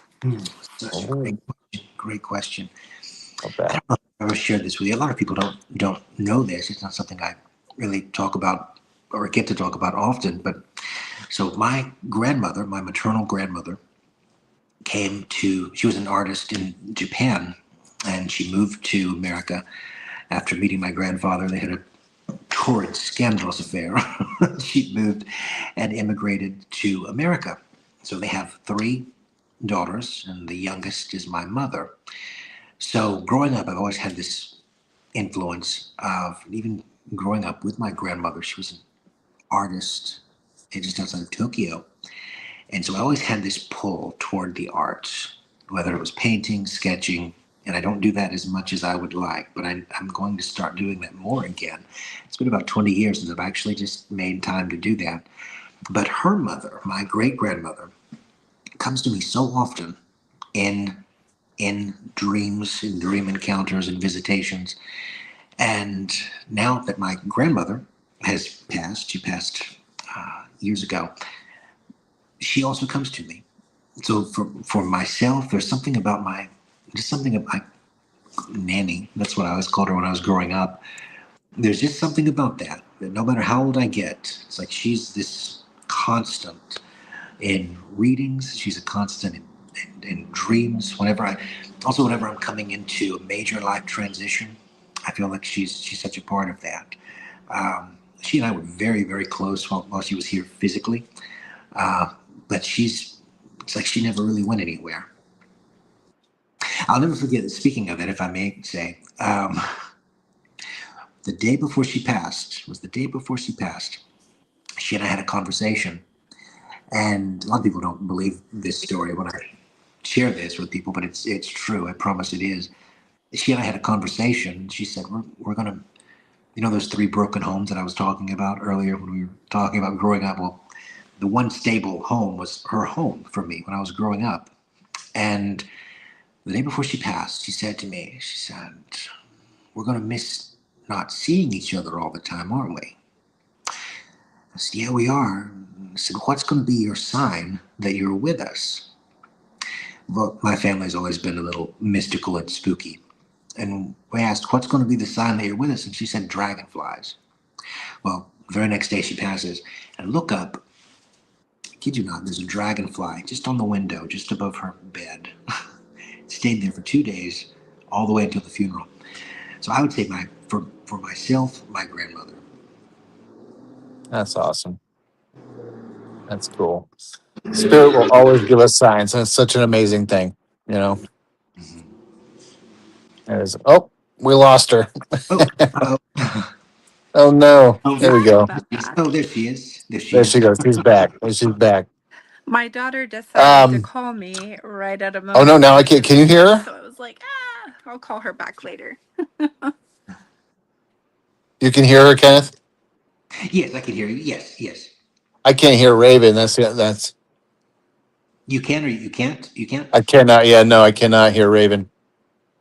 Can you hear me, Raven? Okay, let me come right back. 1 minute. Well, while we're waiting, question for you. For somebody who is looking for a medium in their area or looking for a psychic medium of any sort, um, what are some things that they should be A, cautious of, and B, what should they be looking for as far as somebody that is genuinely going to help them? That's such a great, great question.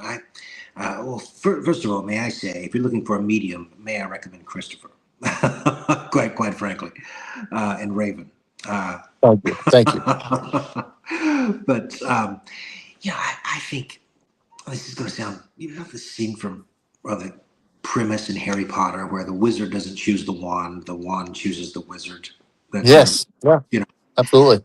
I feel there's some truth to that, even in psychic work, psychic development. Right. I would say, first of all, follow your feeling. Right. Don't always follow the hype. And and as you all know, in our industry, a lot of it's hype. And just the industry itself could be, filled with a lot of hype. Follow Unfortunately. Yeah. follow your feeling. Follow your feeling. I keep hearing that. Follow your feeling. Follow your feeling. There's a reason that you're drawn to some of the people that you're drawn to. There's a reason that you're drawn to certain psychics, certain mediums. And so I would say sit with that feeling, Yep. ask questions, do your research, and yeah, I think even this in some way the spirits are leading people to the contact that they need to make in Oh yeah. some way. I agree. I agree with that fully. Yep. Nice. I like that. That's cool. And may I also recommend the two of you? Well, thank you very much. And may I recommend Kenneth? Go see Absolutely. this man. Get a reading from him. And go see this woman. Get a reading from her. Go see everybody on the screen. Um, I missed the end of your story that you were sharing about dragonflies. So with your grandmother, so I'm gonna have to go back and listen to that part. Oh, Um, yes, I ramble incessantly. oh no, no, no, no, no. We love it.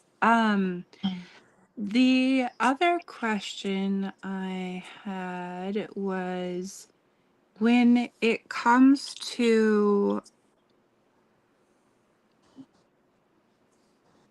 trying to figure out how to word this. When it comes to otherworldly beings that end up, do you see otherworldly beings on other dimensional levels as well? Mm, And how do they present themselves to you? Because I find that every person that I've met that works in both a mediumship field or a metaphysical world has different ways of having those interactions reveal themselves. And so I'm curious about mm. your perspective on it. I do. I do. And, I think in the beginning of this, that would not have even been a thought that would have crossed my mind, quite frankly. It would all have always been the souls of the dearly departed humans, people who were human at some point in some time, people who had a human physical life. And for myself, it wasn't really until I began to delve into physical mediumship, physical séance, or studying materialization that things really began to take a. Did we lose her? Did we just lose her? Oh, there you are. Oh, hi. Hi there. Hi. Hi. Wasn't really until I began to uh, delve into physical or the aspect of physical mediumship that things really began to take a turn where there would be what seemed very physical interactions with beings that were not human, beings that have never been human, beings that never at any point have incarnated into a human form, and um, what some would call extraterrestrial in some way by definition. Um, I think for myself, that was a major turning point in my mediumship. Um, and even now, it's something that it's not something you can really share with many people. Of course, I'm sharing it with the whole world now, but not something you can. I was just. Sometimes I forget this is not a conversation with the three of us. The whole world's watching. I forget So, that too. but that was a turning point. That was a turning point for me. Mhm. Also, entities that there are what some might refer to as incubus or succubus, as far as our 3D interact, as far as the 3D interfacing with that. Um, yeah. Then there's also this other realm that's more of just the light being, where it's more of just the light, where it is just light, and all you see is light, and it communicates through light. I mean, so many of those are. It's not a human experience. It's not. It wouldn't be the same as through mediumship connecting with my grandmother or the dearly departed. So I do believe there are these other planes that are constantly interplaying with this dimension, interdimensionally. I agree Cool. with that entirely. I think it also impacted my mediumship in a major way when I realized that there was other aspects about that as well, and not just mediumship, but um just in a metaphysical sense as well, and trying to learn how to work with the dynamics of what I was being shown or seeing. Mhm. Yeah, yeah, yeah. For me. It was an eye opener, uh, literally an eye opener, and I think of even the writings and the work of Aleister Crowley when he was channeling. This is just would have been a little bit preceding while he's at Boleskine House at Loch Ness, but also immediately following when he was channeling what would become Liber Alba Legis, the Book of the Law.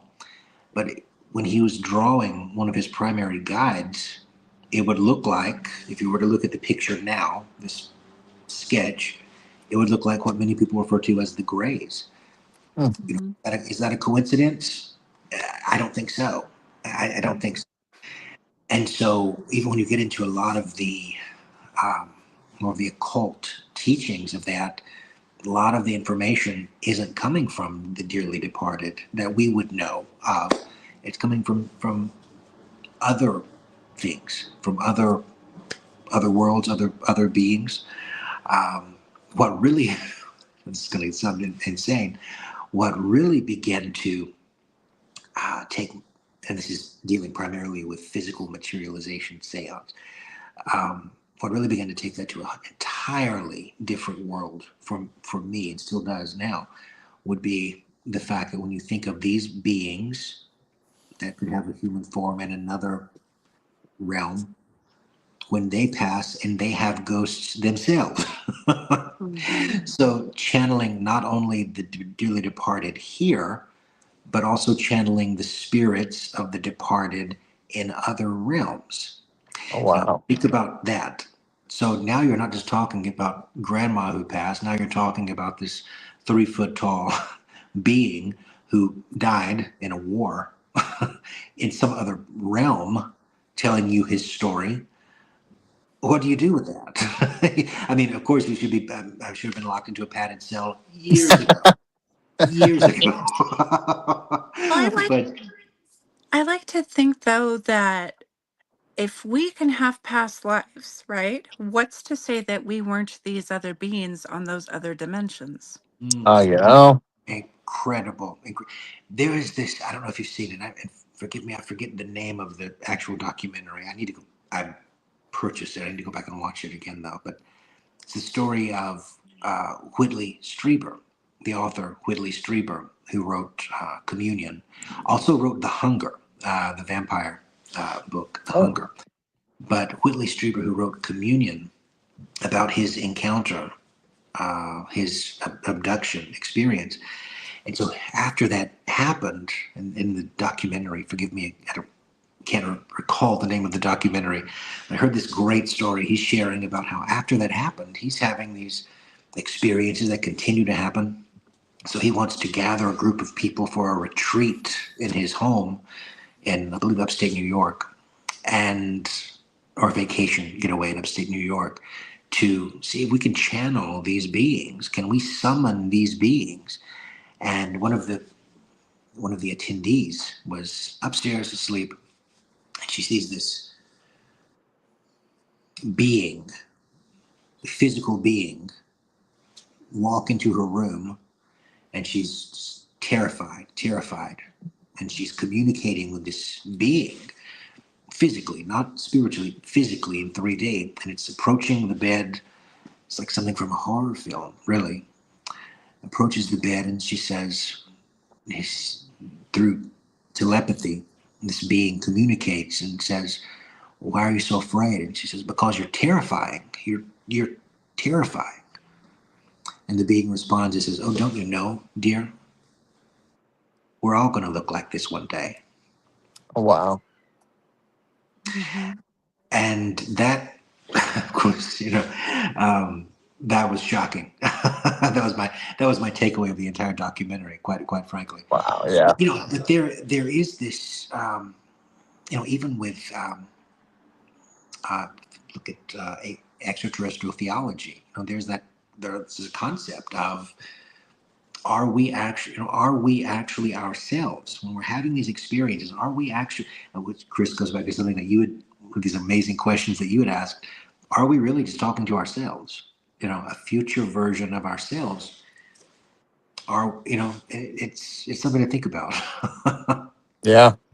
I've always been under that mindset that, well, not, I mean, not that all extraterrestrials are, but I think that there are definitely a group of them that are just us in the future that have developed some way to come back in time to study how we are currently now, you know? Mm-hmm. I actually believe that. I do. I believe that. Yeah. I do. And I mean, and of course there's, you know, the grays and there's other, you know, species or races of aliens or whatever you want to call it. But, you know, I think that that certainly is, you know, it's like what you said, you know, dear, don't you know we're all going to look like this? You know, that statement really kind of stuck with me when it comes to that thought process, you know? Mm-hmm. And apparently, as much as we evolve, apparently the desire for sex never ends. If that is the case, because you Right. hear these stories of you know, encounters where it's just overtly sexual encounters. You know, and Right. I even clients that I do speak with who share some of these experiences with me. I think of a few experiences that I can't share, but you know, there's something to be said about, you know, back to that longing, back to that desire when we first started talking tonight. You know, could it be that not only does it transcend the physical world, it transcends dimensions, it transcends the universe. I mean, it transcends all that we know. So I'd Mhm. be curious to someone's out there and they've had some of these experiences. Reach out to me. I'd love to hear your experiences. We'll all compare notes. I know, right? Yeah. Yeah. I have sat down with groups of people that have had spiritual discussions where they have talked about, many people have talked about occurrences that they've had with otherworldly beings as well as ghosts, you know, people that are no longer on this physical plane where there is that intimacy, that type of energy also where they have relationships with Mm-hmm. some of these energies. So you kind of hear stories about all different ends of it. Mm-hmm. Yeah, I hear, if I may say, I hear so many times is clients reaching out now, even reaching out now for it's a home clearing case or something that they want, maybe a virtual home clearing done or a home blessing, home ritual blessing. It's talking about how they're asleep in their beds and they have these encounters where they're violently scratched by some entity wanting sex all hours of the night. All hours of the night, I'm thinking, well, that sounds more like a blessing than a curse. Are you sure you want to clear this? Let me know. Right. Yeah. Yeah. You really want to get rid of that? I mean, come on now. Like you need to, if you're clearing that, you need to send it my way. But no, but in all seriousness, there's actually that part was serious, but Yeah. Yeah. but but the you know there's something to. I mean this contact. One thing that I shared when I had the honor of or when I had the honor of being with you, Raven, in Pennsylvania for the Undead of Winter, which was also shout out to the fabulous Madam X and to everyone from Undead of Winter. Love you all. Thank you for that. But one thing that I was sharing there was we seem to be moving from this place of moving beyond contact, where you know it's an established fact. We've made contact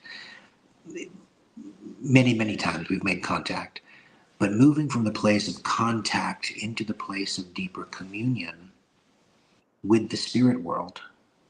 You know, what does that life look like as we grow beyond our experiences, where the experiences serve as a foundation to open this door? I think for a long time, and I'm speaking only to myself, you know, we've really just been standing at the door. But when you open the door, there's this entire different world to be experienced. You know, and it doesn't always look maybe like we think it should look, or a lot of things look a lot different than what we might imagine. But I think that's one thing that I'm the older I get, I become more passionate about that is deeper levels of encounter, deeper levels of communication, deeper levels of communion, where, you know, it like what's possible?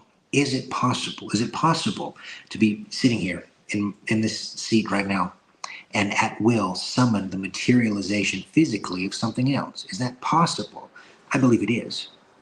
You know, that pushes the envelope of belief. Is it possible for me right now, sitting here, to summon something else that physically materializes, physically on command opens the door, I believe it is. I believe it is. And so whether we see the fullness of that in our lifetimes, I believe there's a generation right now that's saying, I'm not just settling for the status quo anymore. People are getting more hungry than ever before. And so if it seems like the system of this world is falling apart, I promise it's because it's leading us to something greater. It's leading us to something more, leading us, I think, to something else, And I want to always push that envelope. I don't want to settle for my mediumship of 25 years ago. As amazing as I'm so privileged to have been a part of everything I've been a part of, but I don't want to stop there.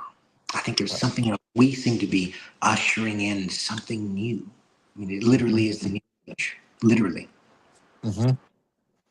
That's great. I mean, always evolving, always growing, always pushing the envelope, right? Raising the bar. Mhm. Mhm. Love that. Love that.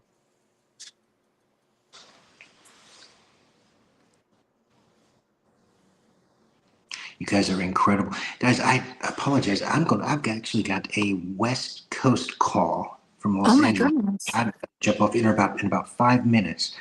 No Uh, worries. here.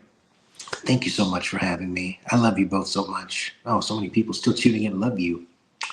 Love you so much. Love you all. Thank you so much for having me. I can't wait to actually cross paths with you guys and actually get to see you. It'll be Right? That's going to be wonderful. good. It cannot happen soon enough. I can say that. Hey, you guys are, if you're ever in the Midwest, I feel like I'm sometimes the odd man out. I'm the only one in our group that's not in New England. I feel like I'm the one. And Raven and I talked about that the other day. I need to move. I'm the one. I'm the only one who's so far I was going to away. say that could change. It could, and not only maybe it should. So, Right? yeah, yeah. I was going to say, New England's all fun and games for like the 3 months of summer that we have, you know? I I know it sounds so cliche to say this, but the paranormal activity there is just otherworldly compared to It's a lot. It's a lot. There is a lot of history. one of the only times, and this may be another topic for another show in the future, but one of the only times in a case that I was involved in involving actual physical levitation that was documented was in Hyannis, Massachusetts. And there's just Yeah. something about I don't know how to. You're both more familiar with this than I am. I'm originally from the South, but there's just something about that area that's as Raven is one of your questions that you asked earlier. There's something about that area where this meridian is just so charged. So I'm jealous of you guys. I wish I was closer. Well, you're with us in spirit, brother. And you'll get out here. You'll get out here. We'll get you up here. It'll be great. It'll be fun. It'll be fun. I can't wait. I can't wait. Absolutely. Whereabouts are you? You said you're out west. Well, west to us, but Just outside, yeah, just outside of Indianapolis currently. Indianapolis. Okay. Yeah, yeah. Uh, well, shit. Might have to make a vacay out there and just Hey, come come hang on, out. come on. Nashville's really close. Chicago's really close. So lots All of right. people. Yeah, yeah, Shit. Yeah. All right. yeah. I'm always looking to travel. I love traveling. So Oh, I do too. I do too. Well, guys, I'm going to have to jump off here for this call. Thank you guys so much for no Thank you worries, my so much friend. for coming tuning on. We in. love you. I love you so much. I love you. Thank you This has guys. been amazing. You guys are Take incredible. care, Kenneth. All right, take care. You're an amazing human being. Bye. Keep being you, brother. You are. Love you guys. Bye, guys. Well, that was an awesome You went show. quiet on me. And I totally can't hear you, Chris. Can't hear you. Hang on 1 second. Okay. I'll wait 1 second. We're going to wait for Chris to come back on, but that was an incredible show. And I'm so excited and honored to have such amazing guests come on with us. Can you hear me? I can hear you now. What's that? What was that old I commercial where he's totally like, "Can you can't hear me hear you. now?" Oh no. I don't know. I Yeah. can hear you. I don't know. For anybody who can hang on 1 second. For anybody who can hear me, thank you so much for tuning in. I'm gonna peace out. Raven.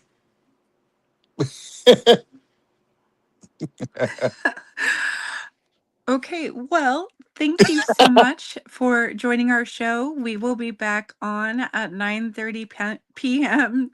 Eastern Monday nights with our surprise special guest for next week, and we will talk to you all soon. Thank you so much and have a wonderful evening. Bye. Peace, guys.